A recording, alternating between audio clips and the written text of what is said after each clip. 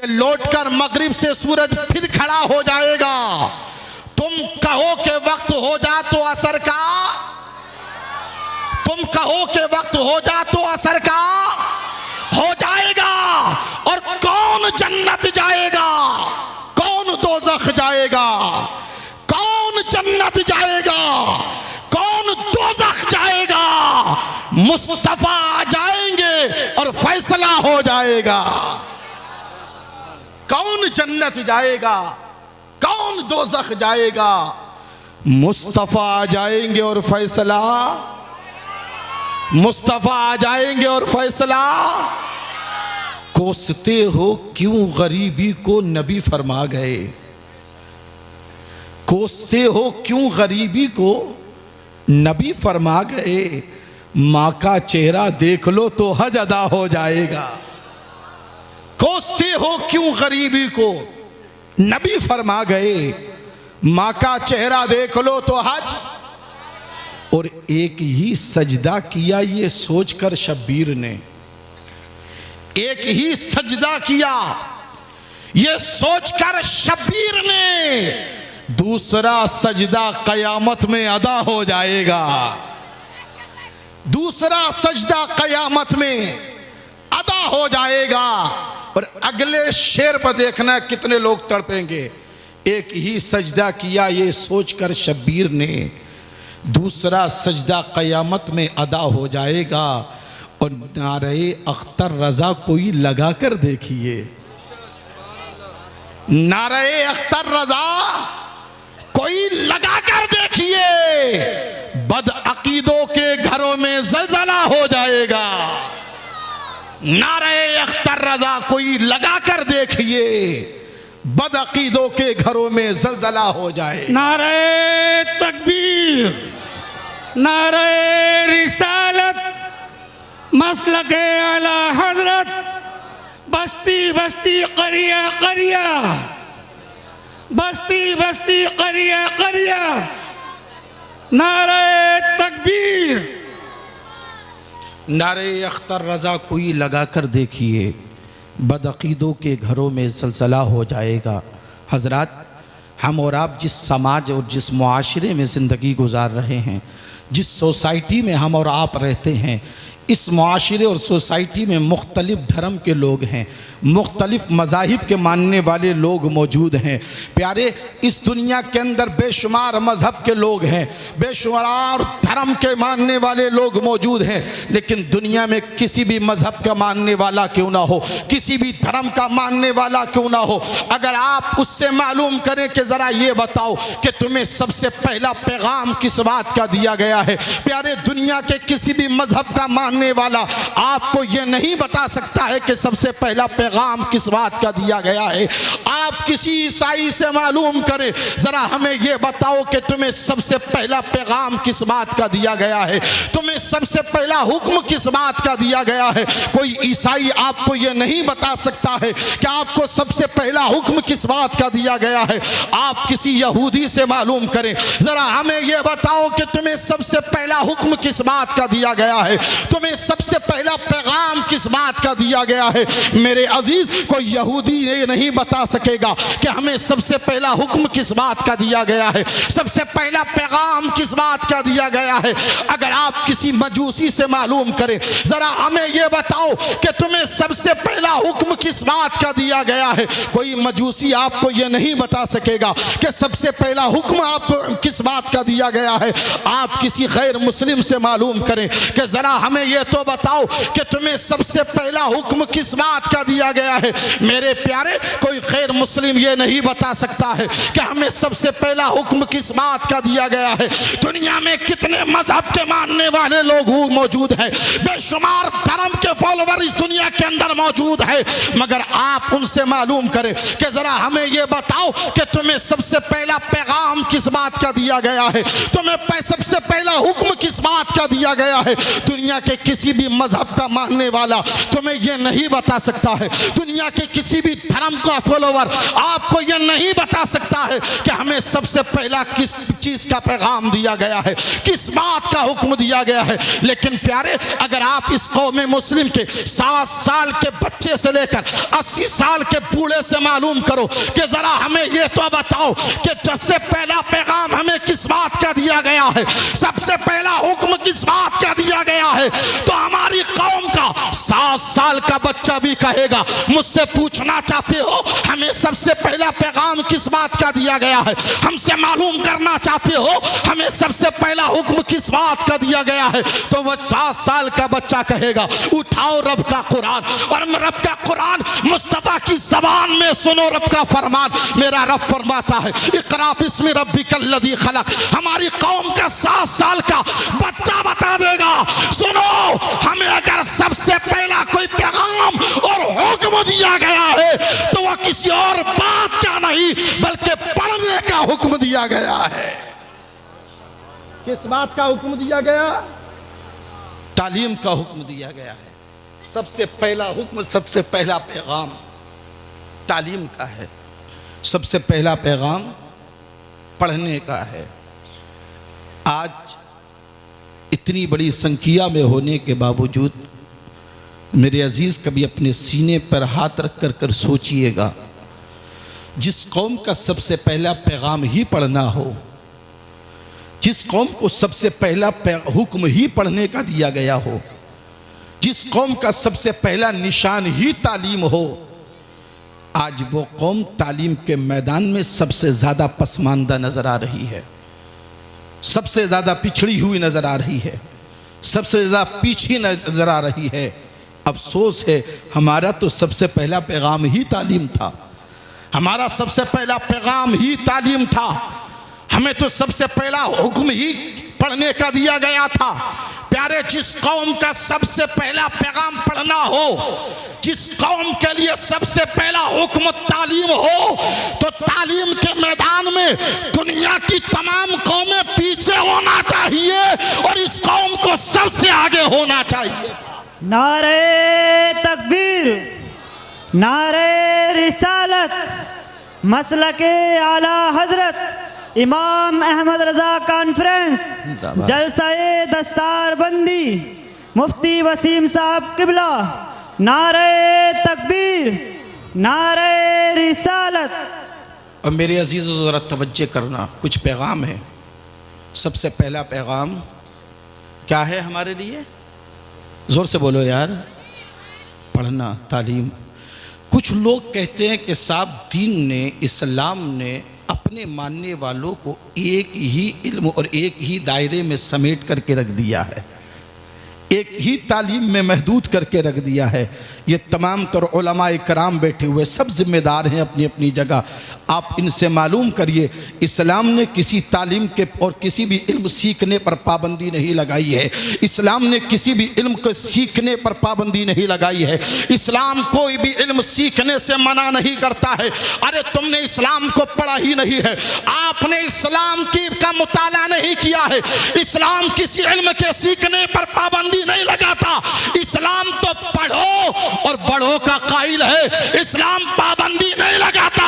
इस्लाम तो कहता है पढ़ते जाओ और आगे बढ़ते जाओ। इस्लाम पढ़ो और बड़ों का कायल है। इस्लाम कहता है पढ़ते जाओ और आगे बढ़ते जाओ। लेकिन एक इशारा है, इस्लाम ने किसी इल्म के सीखने पर पाबंदी तो नहीं लगाई, वो तो पढ़ो और बढ़ो का कायल है।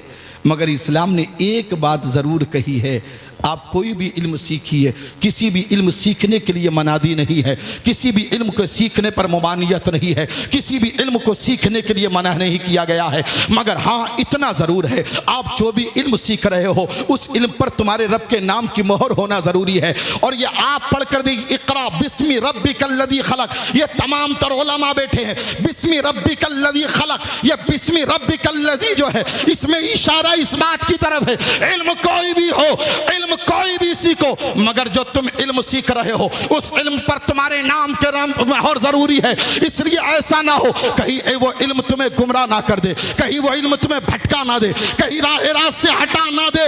और जब तुम्हारे वो जो इल्म सीख रहे हो उस इल्म पर जब तुम्हारे रब के नाम की मोहर होगी, वो इल्म तुम्हें भटकाएगा नहीं, गुमराह नहीं करेगा, बल्कि अगर भटके हुए होगे तो तुम्हें मुस्तफा से भी मिला देगा और खुदा से भी मिला देगा।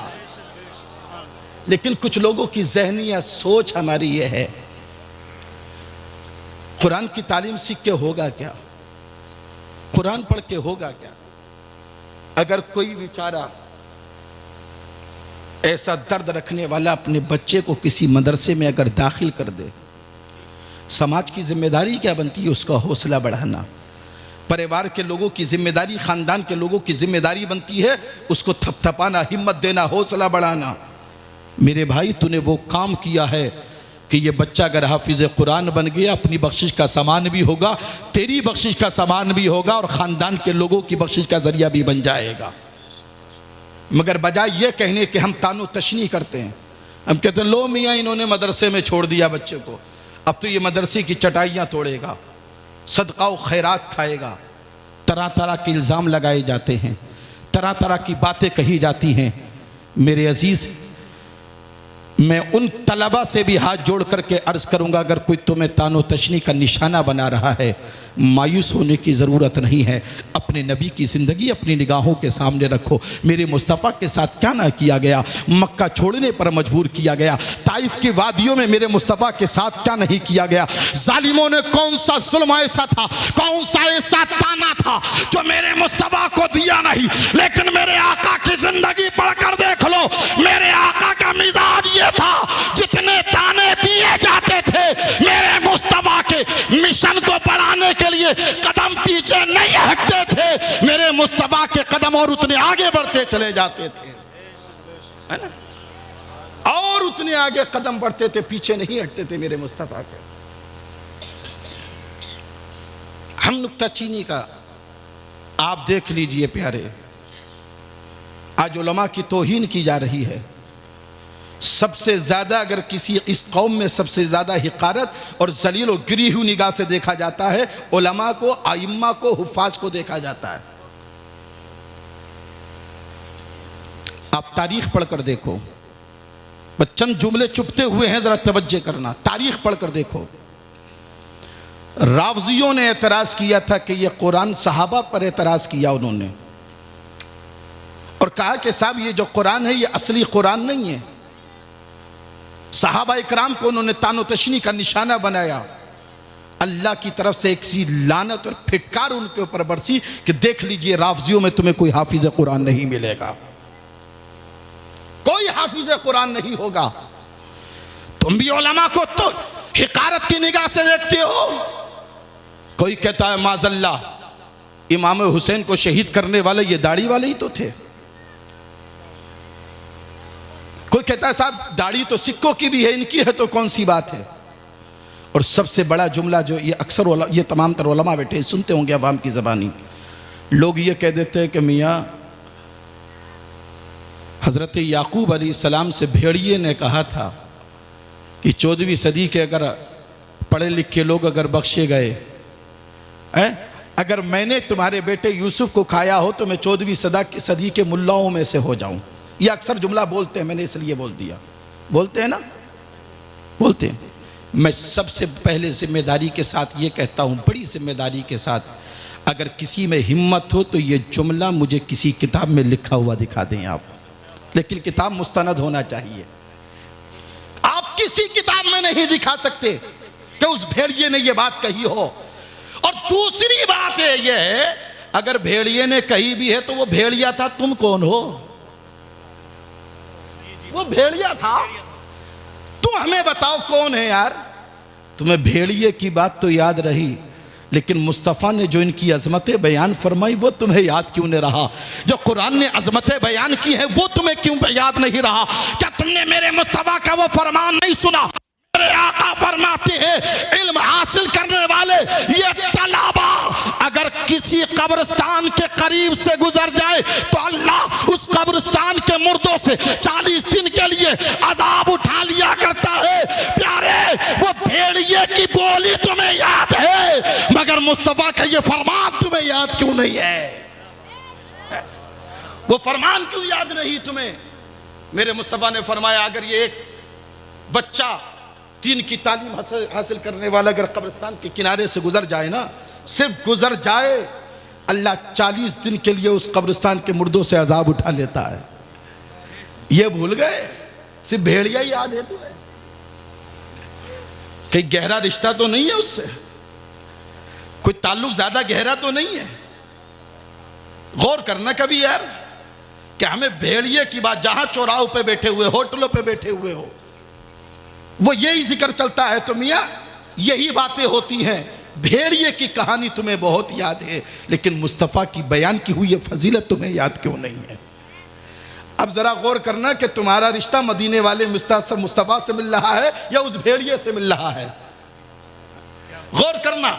और अगर गौर कर लोगे तो मेरा यकीन कहता है कि तुम भेड़िए वाली बात कहना ही भूल जाओगे, है ना? बात चल रही थी, इल्म हासिल करो, हिकारत की निगाह से ना देखो, हिकारत की निगाह से नहीं देखो।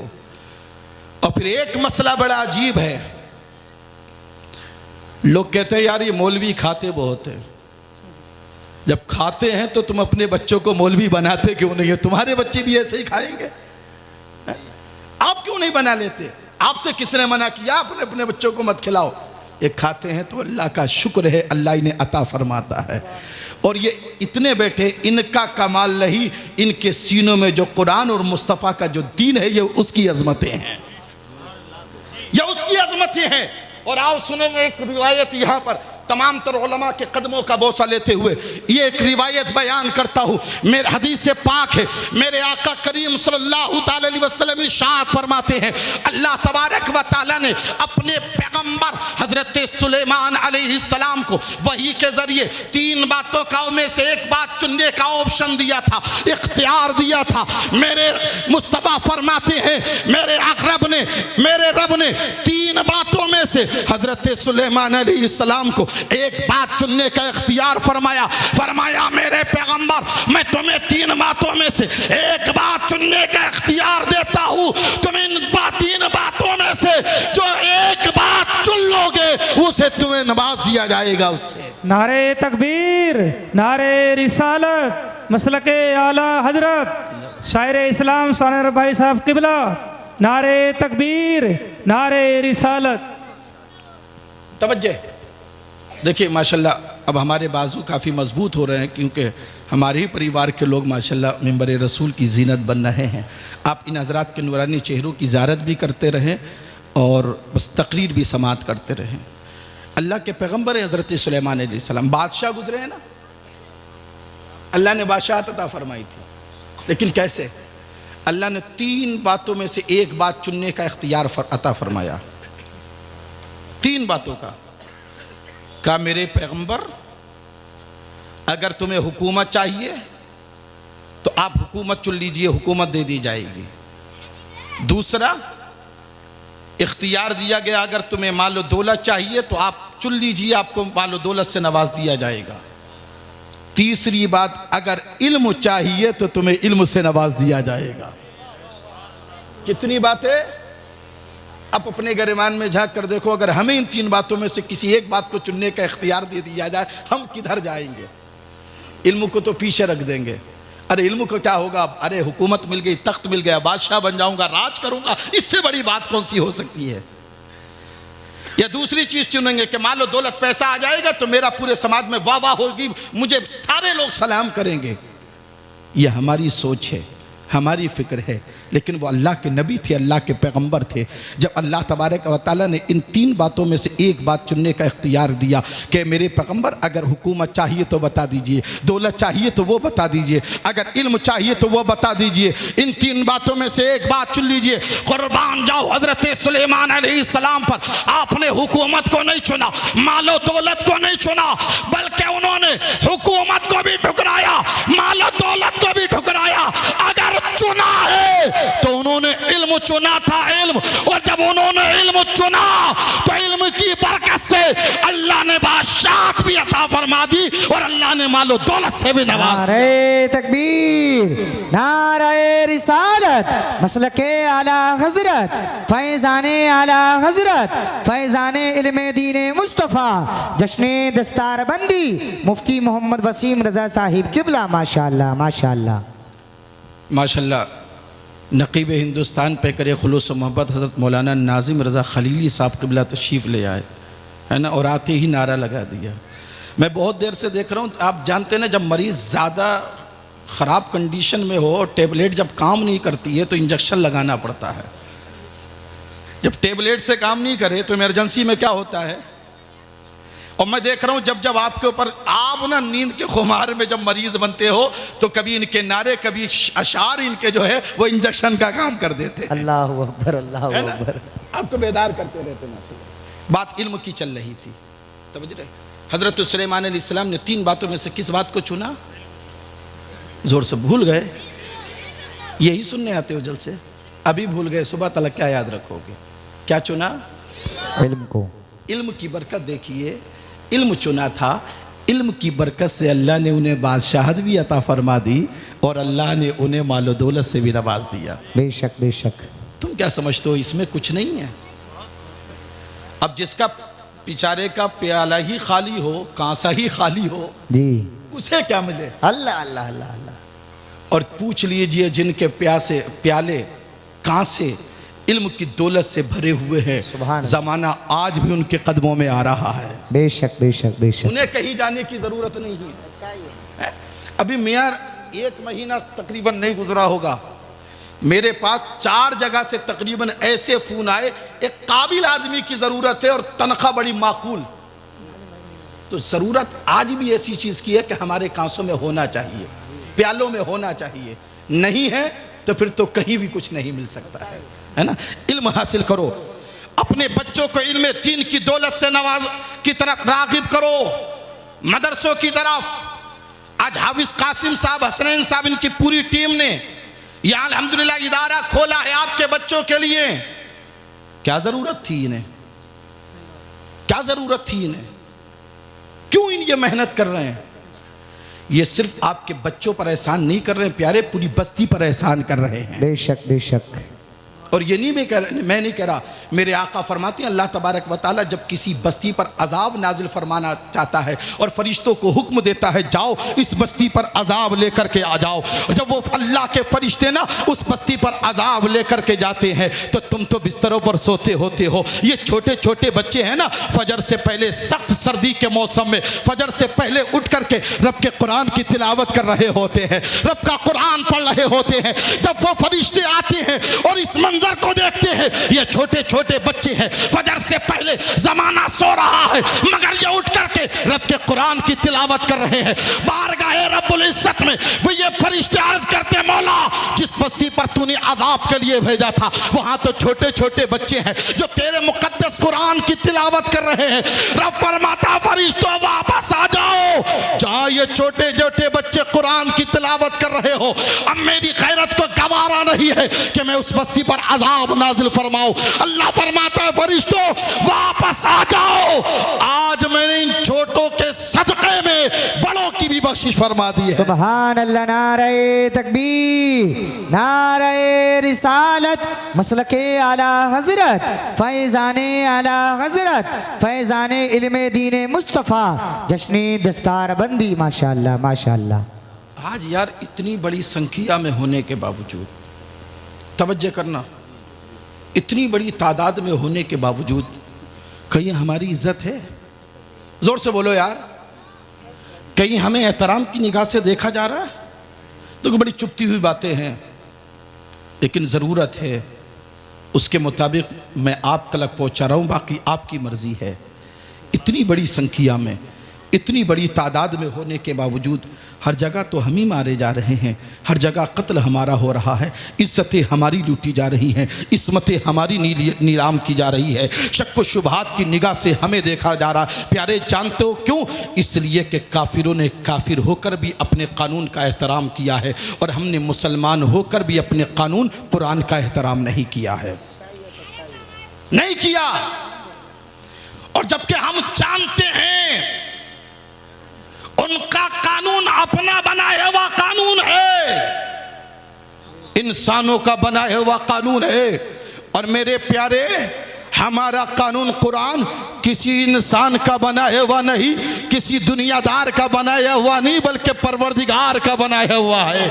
और प्यारे याद रखना, दुनिया की कोई भी किताब हो, कितनी ही बड़ी किताब क्यों ना लो, दुनिया की कोई भी किताब हो, दुनियावी किताबों को पढ़ने के बाद में कोई डॉक्टर बनता है, कोई इंजीनियर बनता है, कोई वकील बनता है, मगर कुरान पढ़ने वाले कोई अबू बकर सिद्दीक बनता है, कोई फारूक आजम बनता है। कुरान पढ़ने वाले कोई उस्मान गनी बनता है, कोई अली मुर्तजा बनता है, कोई बिलाल हबशी बनता है। कुरान पढ़ने वाले कोई सुहेब रूमी बनता है, कोई सलमान फारसी बनता है, कोई खुबैब बनता है, कोई करबला का हुसैन बनता है। कुरान पढ़ने वालों में कोई बगदाद का गौसी आजम बनता है, कोई अजमेर का गरीब नवाज बनता है, कोई कलियर का साबिर पाक बनता है, कोई निजामुद्दीन बनता है, कोई कुतुबुद्दीन बनता है, कोई अलाउद्दीन बनता है, कोई फरीदुद्दीन बनता है, कोई बहाउद्दीन बनता है, कोई नसीरुद्दीन बनता है। अरे कुरान पढ़ करके कोई बरेली का इमाम अहमद रजा बनता है। नारे तकबीर, नारे रिसालत, मसलके आला हजरत, फैजाने आला हजरत, जश्ने दस्तारबंदी, माशाअल्लाह माशाअल्लाह, सुभान अल्लाह सुभान अल्लाह। दुनियावी किताबों को पढ़ने के बाद डॉक्टर और इंजीनियर बनते हैं, मगर कुरान को पढ़ने के बाद अल्लाह के वली बनते हैं। बेशक बेशक बेशक। कौन बनते हैं? अल्लाह के वली। कोई कुतुब बनता है, कोई अब्दाल बनता है, कोई औताद बनता है, कोई गौस बनता है ना, ये बनते हैं। मेरे अजीज, आपने एक नाम सुना होगा, आज हमारा सुलूक कुरान के साथ देखो क्या है। ये तमाम तर उलमा बैठे हैं, तवज्जो चाहूंगा। हमें कुरान सिर्फ दो मौक़ों पर याद आता है। कितने मौके पर? दो मौके पर। एक मौका जब बेटी को जहेज देना हो तो जहेज में हमें कुरान देना याद रहता है जी। और अगर कुरान ना दिया जाए तो ससुराल में आफत आ जाती है। कुरान तो दिया ही नहीं है।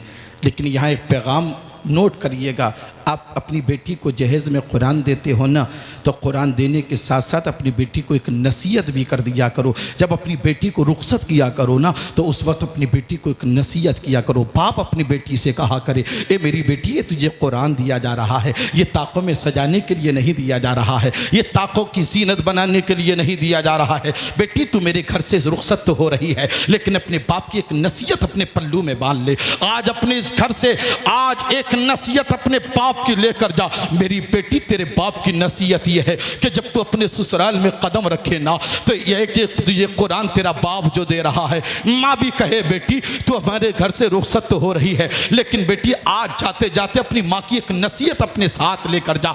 आज अपने पल्लू में बांध ले अपनी माँ की नसीहत। ए बेटी, जब तू ससुराल में जाए ना, तो अपने बाप की यह नसीहत याद रखना, अपनी माँ की यह नसीहत याद रखना। मेरी बेटी, ससुराल में कदम रखने के बाद जो तुझे जिंदगी गुजारना है, इस अंदाज से गुजारना कि सुबह के वक्त में जब फजर की अजान हो, तो फजर की अजान के वक्त उठना, नमाज फजर अदा करना, और नमाज फजर अदा करने के बाद जो सबसे पहला काम तुझे करना है बेटी, वह है कुरान की तिलावत करना, कुरान पढ़ना।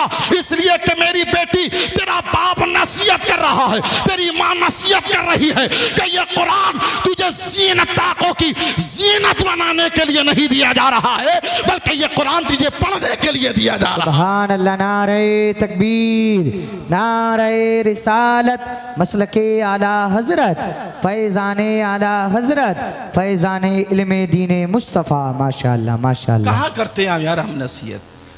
वो क्या कुरान की तिलावत करेंगी जो 8 बजे सो के उठ रही हों? वो क्या फजर पढ़ेंगी? और हमारी एक मामूल ये है कि सुबह के वक्त में अगर झाड़ू ना लगी हो और कोई पड़ोसन आ जाए, तो पता क्या, हाय तेरा घर बहनी अब तलक बासी पड़ा हुआ है, तूने अब तलक ताज़ी नहीं किया, बासी पड़ा हुआ तेरा घर।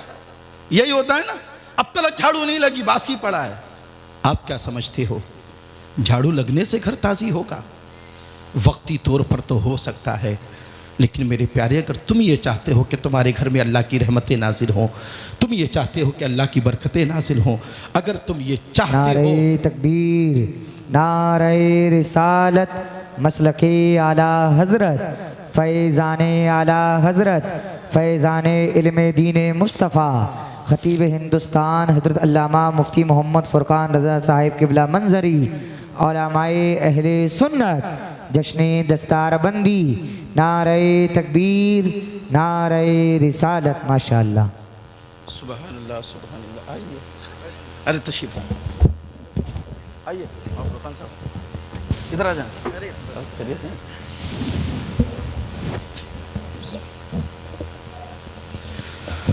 आप अपने माथे की निगाहों से देख रहे हैं मुल्क हिंदुस्तान का अजीम खतीब, अजीम हीरा, अज़ीज़ुल क़द्र हज़रत अल्लामा मौलाना फ़ुरक़ान रज़ा मंजरी साहब क़िबला हमारे और आपके निगाहों की भी ज़ीनत बन चुके हैं और मसनद रसूल की ज़ीनत भी बन चुके हैं। इंशाअल्लाह मेरे बाद हज़रत का भी खूबसूरत बयान हमें और आपको सबको समाअत करना है। हज़रत का आना मेरे जाने का सिग्नल है, इसलिए बस मैं तकरीर समेटूँगा। आप हज़रा ज़रा तवज्जो कीजिए और मोहब्बत से बोले सुबहान अल्लाह, और जी लगा कर बोलिएगा सुबहान अल्लाह। आज हमारा सलूक क्या है कुरान के साथ? मैंने कहा ना, एक मौका वो होता है बेटी के जहेज़ के वक्त हमें कुरान, और दूसरा मौका पता है हमें कुरान कब याद आता है? जब किसी की रूह नहीं निकल रही हो ना, रूह नहीं निकल रही हो, नज़ा की हालत में हो, उस वक्त हमें कुरान याद आता है। दौड़े दौड़े जाते, इमाम साहब ज़रा आना, मुफ्ती साहब आना, मुआ साहब आना, हाफिज़ साहब आना, कारी साहब आना, ज़रा सूरह यासीन पढ़ दीजिए ताकि रूह आसानी के साथ निकल जाए। क्या कहते हैं? ये होता है ना कि ज़रा चलिए तो ज़रा सूरह यासीन पढ़ दीजिए ताकि रूह आसानी के साथ निकल जाए। ये उस वक्त हमें कुरान याद आता है। क्या सोच है यार हमारी! आपने क्या समझ लिया कुरान आपको मारने आया था? आपने क्या सोच लिया कि भाई आ जाए सूरह यासीन पढ़ दें, सूरह यासीन पढ़ देंगे रूह आसानी के साथ निकल जाएगी? आपने क्या सोचा है? कुरान आपको मारने आया? नहीं, कुरान आपको मारने नहीं आया था, कुरान तो आपको ज़िंदगी देने आया था। आपने समझा ही उल्टा है। प्यारे, अगर तुमने कुरान से रिश्ता मजबूत किया होता, कुरान से ताल्लुक़ जोड़ा होता, अगर कुरान को अपना बनाया होता, कुरान के करीब गए होते ना, तो कुरान तो अपने मानने वालों को, अपने पढ़ने वालों को ऐसी ज़िंदगी देता है, ऐसी ज़िंदगी देता है कि प्यारे, अगर तुम कुरान से रिश्ता मजबूत कर लोगे, कुरान से ताल्लुक़ जोड़ लोगे, तो फिर वो ज़िंदगी मिलेगी कि जान कहेगा ये मुर्दा है और कुरान कहेगा कि ये जिंदा है। तुमने सोचा गलत है यार। आज हमारा सुलूक देखो कुरान के साथ क्या है। मुझे यहां डॉक्टर इकबाल याद आए। कौन नहीं जानता डॉक्टर इकबाल को? डॉक्टर इकबाल के एक दोस्त ने ना, जब डॉक्टर इकबाल का चर्चा सुना कि कुरान, डॉक्टर इकबाल को कुरान से बड़ी मोहब्बत है, कुरान का बड़ा अदब व एहतराम करते हैं, तो वो डॉक्टर इकबाल से मुलाकात करने के लिए आया। दरवाजे पर पहुंचा, दस्तक दी, दरवाज़ा खुला, अंदर पहुंचा तो उसने क्या देखा कि जिस कमरे में डॉक्टर इकबाल रहते उसमें एक मेज़ रखी हुई है, उसके ऊपर दुनिया भी बहुत सारी किताबें रखी हुई हैं, और उन किताबों के ऊपर कुरान बगैर गिलाफ के रखा हुआ। क्या? बगैर कपड़े के। ये पौंड की बात है, तवज्जो करना। उस दोस्त ने हैरान हुआ, कहा डॉक्टर इकबाल ये क्या कुरान के साथ तुम्हारा सलूक है? मैं तो ये समझता था कि कुरान के साथ तुम्हारा सलूक बहुत अच्छा होगा, बड़ा एहतराम करते होगे। ये क्या है कि दुनियावी किताबों के ऊपर बगैर गिलाफ, बगैर कपड़े के कुरान रखा हुआ है? तो डॉक्टर इकबाल ने कहा था, भाई कहाँ होना चाहिए था? तो उस दोस्त ने कहा था, मैं तो ये समझता था कि आपने एक खूबसूरत गिलाफ में कुरान को लपेट करके बड़ी ऊंची जगह पर रखा हुआ होगा। अल्लाह अकबर। अब डॉक्टर इकबाल के वो जुमले सुनो जो डॉक्टर इकबाल ने समझाए थे। डॉक्टर इकबाल ने कहा, मेरे दोस्त अब्दुल्ला तेरी बात का जवाब मैं बाद में दूंगा, लेकिन पहले मैं तुझसे एक सवाल करता हूँ। डॉक्टर इकबाल ने अपने दोस्त से कहा था, मेरे दोस्त जरा ये तो बता, अगर कोई शख्स माजूर हो, अपाइज हो, जो बेसाखियों के सहारे से चलता हो, मेरे दोस्त जरा ये बता, क्या वो अपनी बेसाखियां कभी अपने से दूर रखता है? क्या अपनी बेसाखियां वो अपने आप से जुदा रखता है? दोस्त ने कहा था नहीं नहीं, वो अपनी बेसाखियां अपने आप से दूर नहीं रखता है, अपनी बेसाखियों को अपने साथ रखता है, इसलिए कि पता नहीं कब बेसाखियों की जरूरत पड़ जाए। डॉक्टर इकबाल ने कहा था नादान तूने समझा ही नहीं है, यह कुरान हमारी बैसाखियां है, बैसाखियां। अरे सुन, जब भी मैं किसी मसले में उलझता हूं, परेशान होता हूं, कुरान खोलता हूं, अल्लाह हर मसले का हल फरमा दिया करता है। हर मसले का हल मुझे कुरान में मिल जाता है। का बैसाखियां है। आज हमने कुरान को अपनी बैसाखी समझना बंद कर दिया, इसलिए हमारी रग़बत दीनी तालीम से दूर हो गई। आज हमारी इस तरफ तवज्जो नहीं है, हम बड़ी हिकारत की निगाह से देखते हैं। बस आखिरी बात कहकर के मैं अपनी तकरीर ख़त्म करूं प्यारे, ताकि आप इन हुफ़ाज़ का अदब व एहतराम जानो। ये हुफ़ाज़ है ना, ये माशाल्लाह 2 बच्चों की फ़रागत भी हो रही है। कोई कितने बड़े ओहदे पर फाइज क्यों ना हो जाए, लेकिन जब वो रिटायर होता है तो उसके आगे क्या लग जाता है? अगर कोई अफसर हो, कोई प्रधानी मान लीजिए, प्रधानी चली जाए तो क्या होता है? पूर्व प्रधान, साबिक प्रधान, यही होता है ना। किसी हाफिज के नाम के आगे भी साबिक लिखा हुआ देखा है? किसी कारी के नाम के आगे पूर्व लिखा हुआ देखा है? किसी आलिम के नाम के आगे भी लिखा हुआ देखा है? नहीं। इसलिए कि कुरान से जो अज़मतें मिलती हैं, इज़्ज़तें मिलती हैं, इंसान कब्र में भी चला जाए तब भी वो इज़्ज़तें ख़त्म नहीं होती। क्यों? इसलिए कि कुरान के बहुत सारे माने हैं, नाम हैं। बस आखिरी बात है, तवज्जो करना। कुरान के बहुत सारे नाम हैं, उनमें से एक नाम है कुरान मजीद। क्या? मजीद। इसके माने आपको पता क्या है? इसके माने आते हैं बुजुर्गी वाले। क्या? बुजुर्गी के माने आते हैं, अजमत वाला। कुरान मजीद को मजीद इसलिए कहा जाता है कि कुरान जब बैतुल मामूर से चला तभी तमाम किताबों से अफजल। अब जरा तवज्जो करते जाना, गौर है आप हजरात की तवज्जो है। कुरान जब बैतुल मामूर से चला तमाम किताबों से, जोर से बोलो, अफजल। जो जिब्रील फरिश्ता लेकर आया वो फरिश्ता तमाम फरिश्तों से अफजल। कुरान जिस हवा में आया वो हवा अफजल। कुरान जिस फजा में आया वो फजा अफजल। कुरान जिस महीने में आया वो महीना अफजल। कुरान जिस सीने में आया वो सीना अफजल। कुरान जिस मदीने में आया वो मदीना अफजल। कुरान जिस ज़माने में आया वो ज़माना अफजल। कुरान जिस काशाने पे आया वो काशाना अफजल। और कुरान जिस रात में आया वो रात तमाम रातों से अफजल।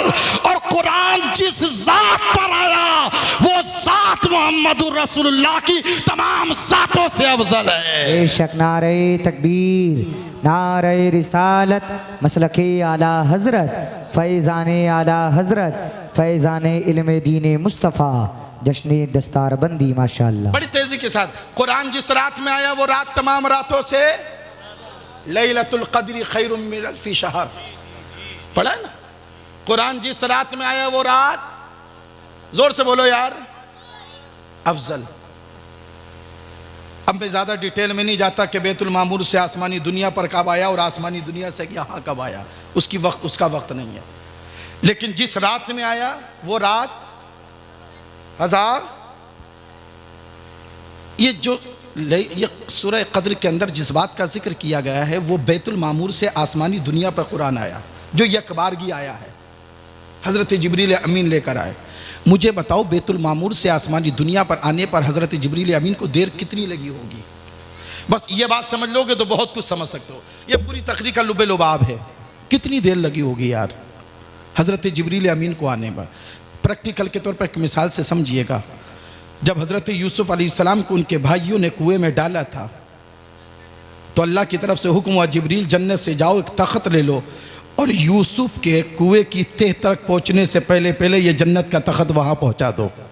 स्पीड देखिएगा, रफ्तार देखिएगा हज़रत जिब्रील अमीन की। अब इधर भाइयों ने हज़रत यूसुफ अलैहिस्सलाम को कुएं में डाला, उधर हज़रत जिब्रील अमीन हज़रत यूसुफ अलैहिस्सलाम के कुएं की तह में पहुंचने से पहले पहले वहां जन्नत का तख्त लेकर के आ जाते हैं। अब आओ दूसरी मिसाल समझो, हज़रत इब्राहीम अलैहिस्सलाम ने अपने लगते जिगर इस्माइल अलैहिस्सलाम को ज़मीन पर लिटा दिया है, गर्दन पर छुरी रख दी है।